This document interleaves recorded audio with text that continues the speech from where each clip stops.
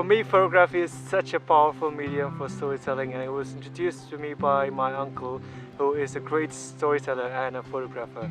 So when I was young, he would come back from the city during the vacation, and we would go around town, and he would carry his camera and shoot landscape, people, and that's how I was introduced into photography. And a few years down the line, as I grew, he taught me the basics of photography, and I started shooting photos with my phone, which I had during that time. It was a Sony Xperia phone, which had a very good camera for mobile phone. So I started taking pictures of insects, of flowers from the garden, the basic things that you should when you first get into photography.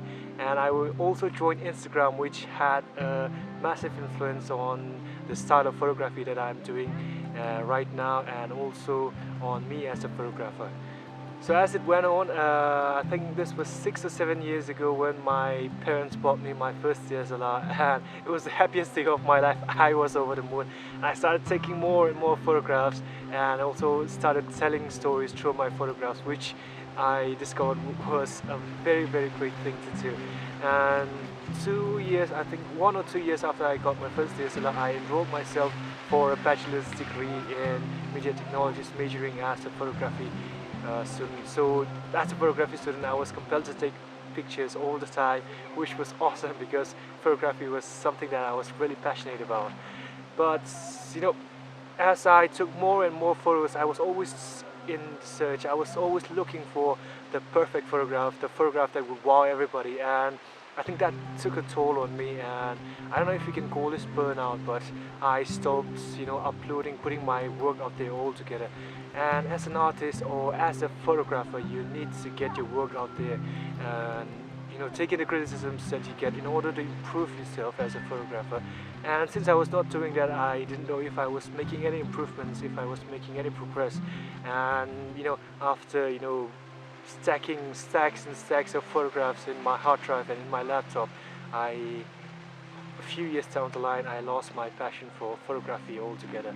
And two years ago, I got more interested in video, and I started this YouTube channel. I started vlogging, and now photography is something that I seldom do. So I take photographs of my family members. I take photos only when I'm covering matches, so football matches. So photography is something that I've lost track of in the past 2-3 years. So I'm taking this challenge upon myself to shoot 100 human emotions or human actions during this week, and I'm going to be using my camera, which I'm shooting right now.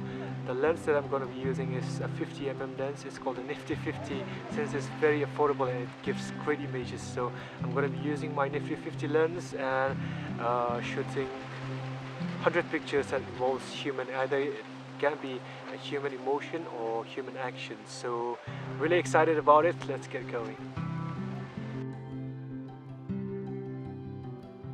Alright, so that was last week, and this is this week. So over the course of the whole week, I believe I took more than 200 photographs.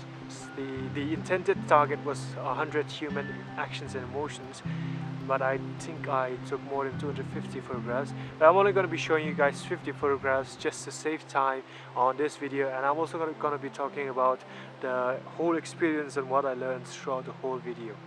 So what I learned, the first thing that I learned was that I think being an introvert helps when you're trying to document life, when you're trying to photograph people's actions and emotions. So I don't know if you'll believe me when I say this, but I've always been sort of an introvert, and it's always been hard for me to approach people that I don't know of and start a conversation. So in a sense, being an introvert helped, because as I was trying to document life, I was not getting on the face of people, talking to them, and taking away the whole essence of being in the natural state of the subjects that I was trying to photograph. So being an introvert, I think it helps me in a way where I was able to capture the essence of the natural state of things, of the natural state of people, their actions and their emotions. So I think that helps.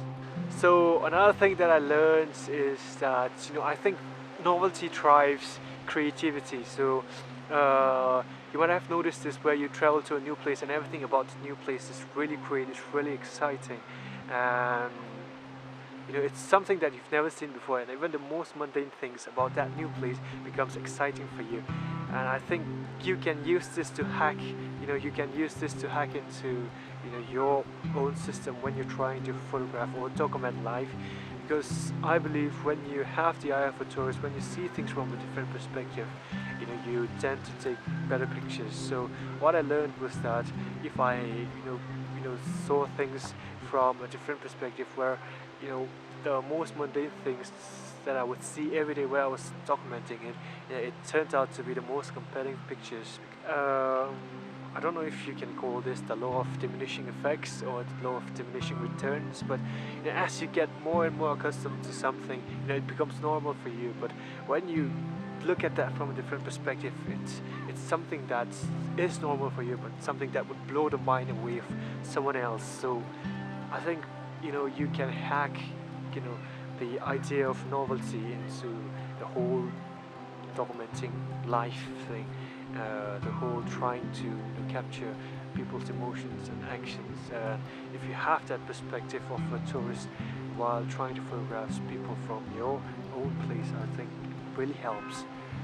And the last thing that I learned is that I have rediscovered my love for photography, and photography is such a compelling way to tell stories, and I love that about it. And that's why, like I said in the video, I fell in love with photography because of that in the first place. And doing this whole thing has made me fall back in love with photography again, and hopefully I'll be able to post more regularly on my Instagram page. So my Instagram handle, I'll link it in my description below, and if you'd like to follow me and my photographic journey, you can follow my Instagram page.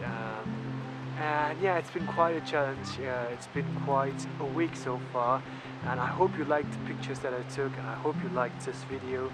And two things that I would like to request, if you're still here before the end of this video, is YouTube has made its algorithms in such a way that even if you are subscribed to my channel, my channel might not appear in your homepage. So if you like the videos that I'm creating, and if it adds a little bit of value to your life, it would mean a lot to me if you hit that notification bell.